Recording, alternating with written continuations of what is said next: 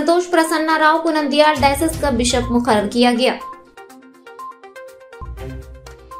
साबिक YSR CP MLA MLC JP chairman ने किसानों को फसल की काश्त के लिए मुनासिब खाद की फराहमी को लेकर ज्वाइंट कलेक्टर को अर्जी पेश की।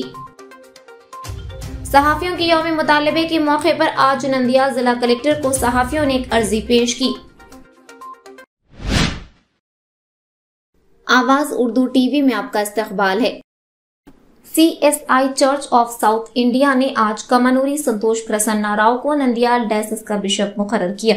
आज चर्च ऑफ साउथ इंडिया के नाजिम रोबन मार्क ने नंदियाल की होली क्रॉस सेंटरी चर्च में कमानूरी संतोष प्रसन्ना राव को नए बिशप के तौर पर मुकर्रर किया और इन्हें बिशप की जिम्मेदारियां सौंप दी। रेवरेंड संतोष प्रसन्ना राव, जिन्हें बिशप ऑफ नंदियाल डायसिस के तौर पर मुंतखब किया गया, इनकी हलफ बर्दारी की तकरीब बड़े धूमधाम से मुनक्किद हुई। इस प्रोग्राम में जनूबी हिंद से बिशप्स, ओहदेदारान और दीगर अहम मेहमानों ने शिरकत की। इसके अलावा नंदियाल डायसिस के तहत नंदियाल, करनूल, अनंतपुर, कड़पा और प्रकाशम अजला में काम करने वाले चर्च के फादर और ईसाई भी मौजूद थे। इस प्रोग्राम में रायलसीमा के bishop Isaac Varaprasad, Krishna Godavari, bishop George सरनेलियास, डोरनाकल बिशप पद्माराव, कोयम्बतूर डिसेप्ट टिमोथी रविंद्र, कर्नाटक के सेंट्रल बिशप हेमाचंद्र कुमार, मदुराई के बिशप जया सिंह प्रिंस प्रभाकर ने शिरकत की।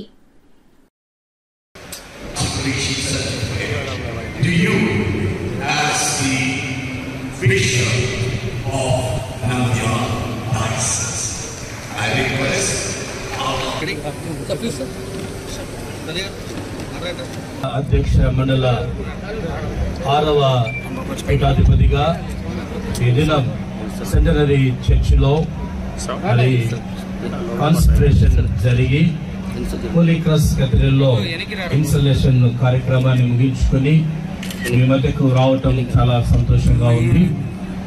ఇది దేవుడు నాకు ఇచ్చినటువంటి గొప్ప భాగ్యంగా మా తల్లిదండ్రుల ప్రార్థన, సత్యమణి ప్రార్థన, నా రక్త సంబంధికులు, బంధుమిత్రులు, సంఘం యొక్క ప్రార్థన దేవుడు నాకు ఇచ్చినటువంటి గొప్ప బాధ్యత. దాదాపుగా మా యొక్క నంద్యాల అధ్యక్ష మండలం 6 జిల్లాల పరిధిలో ఉన్నది. ఈ 6 జిల్లాల పరిధిలో మరియు 112 మంది గురువుల మధ్య, అనేక మంది సంఘాల మధ్య పరిచర్య మేము ప్రారంభిస్తూ ఉంటున్నాము. మా సంఘ ప్రజలు, మా గురువులను, బిషపులను గౌరవించే ప్రజలు, వారితో కలిసి పనిచేసే భాగ్యాన్ని దేవుడు నాకు అనుగ్రహించాడు కనుక రానున్నటువంటి 14 సంవత్సరాల ఈ సుదీర్ఘ ప్రయాణంలో మరి అందరితో కలిసి ప్రేమతో సంఘానికి కావాల్సినటువంటి అవసరాలు తీర్చుకుంటూ, మా గురువులకు కావాల్సినటువంటి అవసరాలు తీర్చుకుంటూ, ఒక చక్కటి అధ్యక్ష మండలంలో ఒక మంచి పరిపాలన, యేసుక్రీస్తు ప్రభు ఏ విధముగా ఈ లోకములో తన ప్రేమను, తన క్షమాపణను, తన ఓపికను, ఓర్పును చూపించాడో దానికి మాదిరిగా మేము ఈ లోకములో జీవించాలని, అధ్యక్ష మండలంలో పనిచేయాలని ఆశపడుతూ ప్రారంభించాం. మరి రానున్నటువంటి దినాలలో మరి సంఘాలలో ఏమైతే కొదవగా ఉన్నదో అధ్యక్ష మండలంలో మరి విద్య, వైద్య, స్వార్థ పరిచర్యల మధ్య ఒక చక్కటి సేవ చేయాలన్నటువంటి ఆలోచనతో గురువులకు కావాల్సినటువంటి చక్కటి మెడికల్ ఇన్సూరెన్స్లు మరియు చక్కటి కార్యక్రమాలతో ముందుకు వెళ్లాలని ఆశపడతా ఉంటాం. రిటైర్మెంట్ బెనిఫిట్స్ మరియు రిటైర్మెంట్ గురుల మలకును మా స్టాఫ్ కు కావాల్సినటువంటి చక్కటి వనరులు సమకూర్చుకుంటూ వెళ్లాలని ఆశపడతా ఉన్నాం. ఏ సంఘంలో ఏది కొదువుగా ఉన్నా దాన్ని దగ్గరికి వెళ్లి వారు రాకముందే మేమే దాన్ని గుర్తించి వారికి చేయాలన్నటువంటి ఆలోచనతో ఉంటున్నాం. మా యొక్క అధ్యక్ష మండలం అన్ని వర్గాల మధ్య ఉంటుంది. అన్ని వర్గాలతో కలుసుకొని ప్రేమ అనురాగాలతో సహోదరుల ఐక్యత కలిగి నివసించుట ఎంత మేలు, ఎంత మనోహరమైనటువంటి దేవుని మాటలతో అనేక మంది అన్ని వర్గాల ప్రజలతో మరి అందరితో కలిసి ఒక చక్కటి పరిచర్య మేము కొనసాగించాలని ప్రారంభిస్తుంటున్నాం. सहाफियों के यौम मुतालबे के मौके पर APUWJ की रियासतगीर कॉल के मुताबिक आज नंदियाल जिला कलेक्टर को सहाफियों ने एक अर्जी पेश की। सहाफियों ने हुकूमत से अपील की कि हुकूमत इनके मसाइल पर तवज्जो देते हुए मसाइल के हल के लिए काम करे।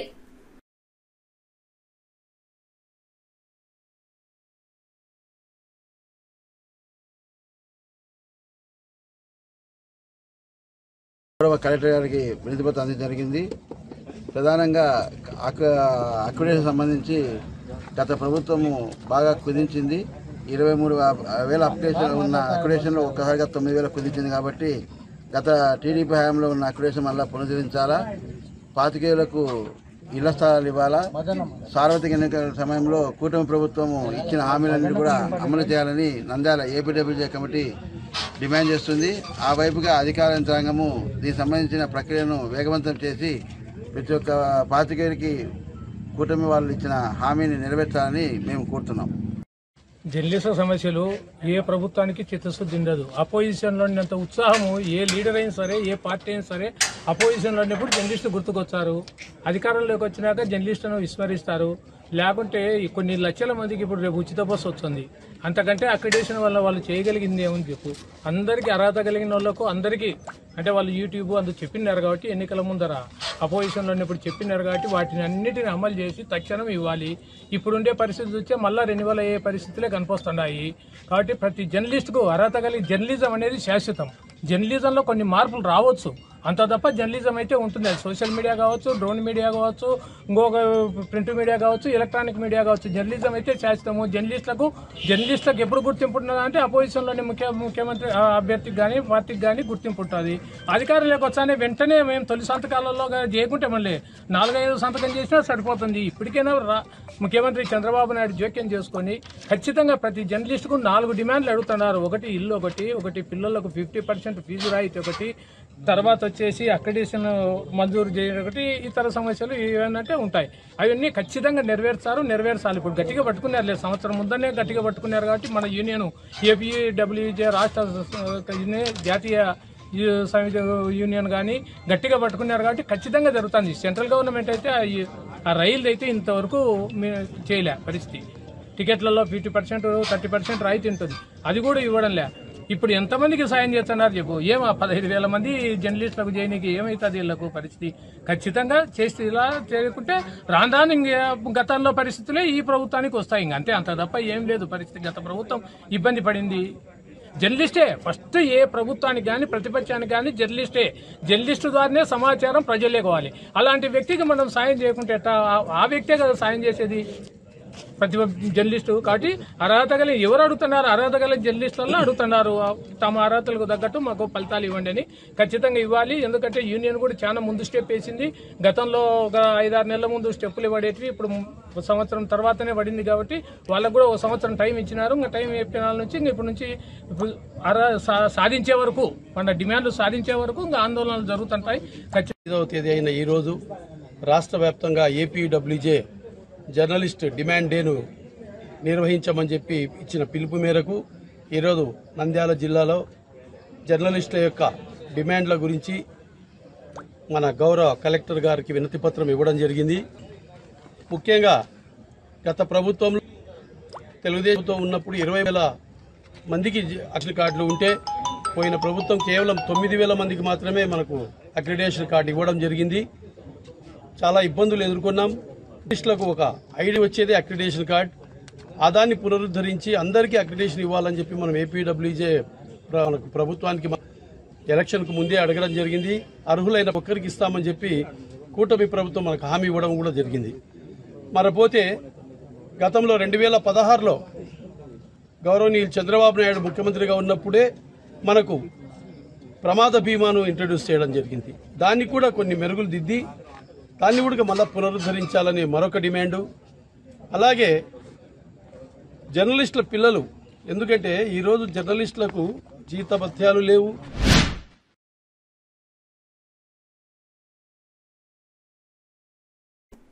साबिक YSR CP MLAs MLC ZP chairman ने जॉइंट कलेक्टर को अर्जी पेश की, जिसमें मुतालबा किया गया कि किसानों को फसल की काश्त के लिए मुनासिब खाद फराहम की जाए, किसानों के साथ साबिका फार्मूले के साथ सलूक किया जाए।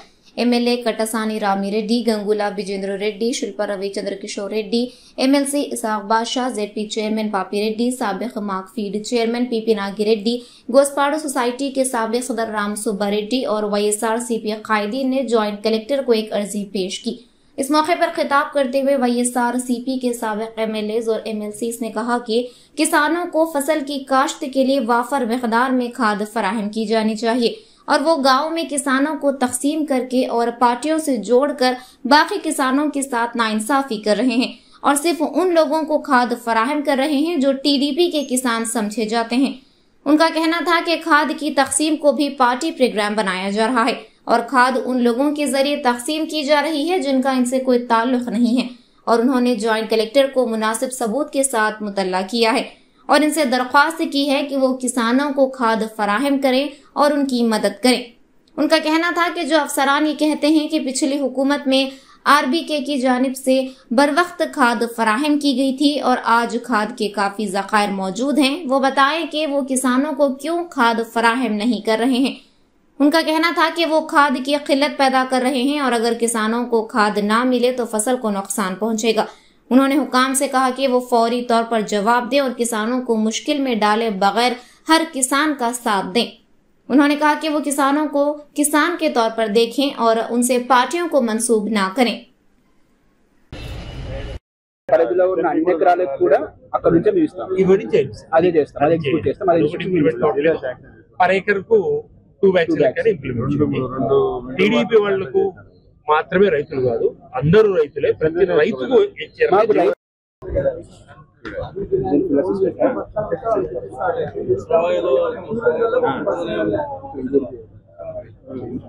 మళ్ళీ తీసుకున్న వాళ్ళే మళ్ళీ తీసుకోవడం సొసైటీకి స్టాఫ్ వస్తే అక్కడ తీసుకుంటారు, అదే రైతులే. కానీ పాస్బుక్ ఎంటర్ చేస్తే రైతు ఖచ్చితంగా చేస్తారు. ఆ విధంగా చేస్తే బాగుంటుంది. ఓకే, మీరు చెప్పిన పాయింట్స్ నోట్ చేసుకుంటామండి. మేమే చెప్తున్నామో ఫీల్డ్ లో క్లియర్ ఇంప్లిమెంట్ చేసేలా మేము ట్రై చేస్తాం. అది సార్ నో ప్రాబ్లం. ఎందుకంటే ఇంత టైం దాటిపోయిందంటే తర్వాత ఇచ్చిన రైతుకు ఉపయోగపడేది ఇమీడియట్ గా ఇన్స్ట్రక్షన్ పాస్ చేస్తాం. ఫీల్డ్ అసిస్టెంట్లు పంచడానికి ఉన్నారు. అదే అంటే అతను ఏ పర్పస్ కోసం కూర్చోడు తెలియదు కదా ఆయన. ఇప్పుడే కదా సార్, ఇది ఫస్ట్ కంప్లైంట్ కాదు. ఆ గ్రామంలో మీరు మామూలుగా ఎంక్వైరీ చేసుకున్నా సరే. అదే అసలు ఇతను దేనికోసం కూర్చున్నాడు, ఎందుకు కూర్చున్నాడు ఎంక్వైరీ చేపిస్తాం. ఒకవేళ నిజంగా ఇతను డిస్ట్రిబ్యూషన్ లో ఇన్వాల్వ్ అయి ఉన్నాడు అంటే మాత్రం అంటే పనులు ఉంటాయిలేండి, పనులు లేవనడానికి లేదు కానీ బట్ ఇందులో ఇన్వాల్వ్ అవ్వడానికి లేదు. ఆడ కూర్చొని ఉన్నది పంచేదేవో అక్కడ జరిగేది డిస్ట్రిబ్యూషన్ మాత్రమే జరుగుతుంది సార్, వేరే పనులు ఏం జరగదు.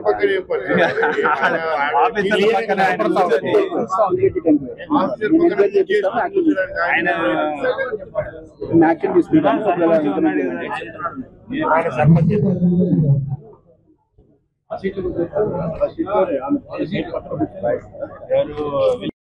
మనకి నెలవారీగా వస్తుంది. అంటే జూలై నెలకు ఎంత రిక్వైర్మెంట్ అయితే అంత వస్తుంది, ఆగస్ట్ ఎంత రిక్వైర్మెంట్ అంత వస్తుంది. మనకి ప్రతిదీ స్టాక్స్ గవర్నమెంట్ ఆఫ్ ఇండియా వాళ్ళు నిర్ణయించిన తర్వాత దాన్ని బట్టి మనకు వస్తూ ఉంటాయి అనమాట. ఇప్పుడు ఒకే ఒక రైతు నేను జూలై తీసుకుంటాను, ఆగస్ట్ తీసుకుంటాను, సెప్టెంబర్ తీసుకుంటానంటే కుదరదు. జూలైకి ఎంతవరకు కావాలి అంతవరకు తీసుకోవాలి, అంతవరకు ఇస్తున్నాము. ఆఫీసర్లు వాళ్ళ నోటి నుంచి మాట్లాడినవి కూడా వీడియోలు ఉన్నాయి. ఎందుకంటే ఇక్కడ కూడా 2 బస్తాలే మేము ఇచ్చేది, మీరు ఏం చేసుకుంటారు చేసుకోండి అని చెప్పేసిన పరిస్థితి ఉంది. లేదంటే క్లారిటీ అట్లీస్ట్ మాకు మీ సైడ్ నుంచి ఇక్కడ నుంచి జరుగుతుందని చెప్పండి. మీరు ఏదైతే ఇన్స్ట్రక్షన్స్ ఇస్తున్నారో గ్రౌండ్ లెవెల్ అది ఫాలో కావడంలా, అది ఇంప్లిమెంట్ కావడంలా, ఇంప్లిమెంట్ అవుతున్నాయి అని చెప్పేసి మీకు చెప్తున్నారే తప్పితే గ్రౌండ్ లెవెల్లో సొసైటీస్ RSKs ఎందుకు పెడుతున్నాము? జనరల్ గా మనకి జూలై నెలలో మొత్తం మన జిల్లాలో వాడకం 8,000 మెట్రిక్ టన్నులు. పోయిన సంవత్సరం వాడింది జూలై నెలలో. ఈసారి మనకి ఇంక్లూడింగ్ బఫర్ మొత్తం కలుపుకొని కూడా మన దగ్గర 9,000 మెట్రిక్ టన్నులు ఉండేవి జూలై నెలకు సంబంధించింది. యాజ్ ఆన్ డేట్ రీసెంట్ గా 2-3 days బ్యాక్ వచ్చిన రేక్స్ తో కూడా కలుపుకుంటే మన దగ్గర ప్రజెంట్ ఇప్పుడు 7,000 మెట్రిక్ టన్నులు ఇవాళ వరకు ఉన్నాయి మన దగ్గర. ఇది ఇంక్లూడింగ్ ఆగస్ట్కి రావాల్సినందుకు కూడా కలుపుకొని. సో ఎరువుల కొరత అన్నది మన జిల్లాలో లేదు. మనం ఏంటంటే రూల్ ప్రకారం జనరల్ గా గవర్నమెంట్ ఆఫ్ ఇండియా వాళ్ళు పెట్టిన నామ్స్ ఏంటంటే మనము 2 బస్తాలు మాత్రం మనం వాడుకోవాలి. కానీ మన వాళ్ళకి అలవాటు ఉండడం వల్ల 5 ఎకరాలు కూడా వాడుతున్నారు, 5 బస్తాలు 6 బస్తాలు కూడా వాడుతున్నారు. అలా వాడడం వల్ల డిస్ప్యూటింగ్ దిస్ సార్. మేము ఏమంటున్నాం అంటే మీకు వచ్చిన facts and figures could be correct sir, కానీ గ్రౌండ్ లెవెల్లో ఆ పరిస్థితి లేదు. గ్రౌండ్ లెవెల్లో రైతులకు చేరడం, రైతులకు చేరితే ఇబ్బంది లేదు.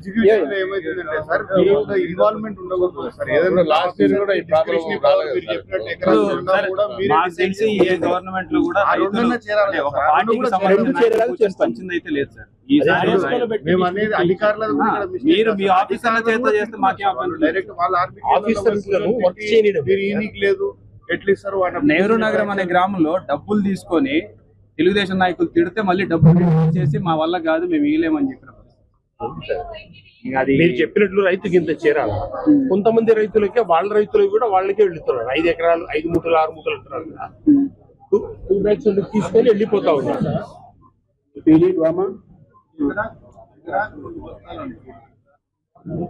ఏదో ఒకటి మెయింటైన్ చేస్తే చేరుతుంది కానీ ప్రాపర్ మీరు పంపుతున్నారు కానీ రైతుకు కూడా ఎక్కడో మిస్ అవుతున్నాయి. రైతుకు చేరాలంటే సిస్టమ్ అంటే పాస్బుక్ ద్వారా ఎకరాకి 2 బస్తాలు 3 బస్తాలు ఆ ప్రకారం ఆ సిస్టమ్ ప్రకారం చేరేటట్టు చేయండి. No problem sir. ప్రొసీజర్ ఉండాలి సార్. వాళ్ళకి కావాల్సిన వాళ్ళకి ఇవ్వడము ఏ రకంగా న్యాయము దానికి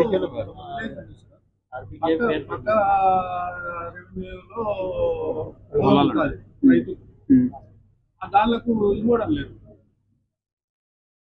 జేడీ అగ్రికల్చర్ చేసినట్టుగా సార్. ఇప్పుడు మా ఇది ఏంటంటే ఖచ్చితంగా రైతులకు అందరికీ చేరేటట్టు అక్కడ ఏం జరుగుతుందంటే ఇప్పుడు ఏవో జరగాల. ఏవో ద్వారా జరగకుండా మమ్మల్ని నుంచి అడిగితేనే మీరు ఇవ్వండి లేకపోతే ఇవ్వద్దు అని అధికారులు అధికారులు కూడా చాలా మంది మాట్లాడినప్పుడు చూడు వాళ్ళు దురుసుగా మాట్లాడి మమ్మల్ని బూతులు లేదు. అంటే జిల్లాలో ఎరువుల కొరత అయితే లేదు. ఫస్ట్ థింగ్ మనం ఎందుకంటున్నానంటే అదే ఎందుకు చెప్తున్నానంటే కాదు మన జిల్లాలో మొత్తం ఇప్పటి వరకు ఆల్మోస్ట్ ఒక 7,000 మెట్రిక్ టన్నులు ఇంకా మన దగ్గర అవైలబుల్ గానే ఉంది జిల్లాలో. మామూలుగా మనం ఒక ఎకరాకి 2 బ్యాగ్స్ కంటే ఎక్కువ వాడడానికి లేదు. రూల్ ప్రకారం అది వాడడానికి లేదు. కానీ మన వాళ్ళే 6-7 బస్తాలు వాడుతున్నారు ఒక ఎకరాకి. ఇది మనకి రోడ్డు మీద లారీ ఇంకా దింపలేదు. ఈయన తెలుగుదేశం నాయకుడు ఎక్కడిది జిల్లెల విలేజ్ అసలు ఇంకా స్టాక్ అసలు కిందికి కూడా దింపకుండా ముందే లారీల్లోంచి వాళ్ళు దింపే అధికారులు ఎక్కడ ఉన్నారు సార్? అధికారులు ఎవరు లేదు.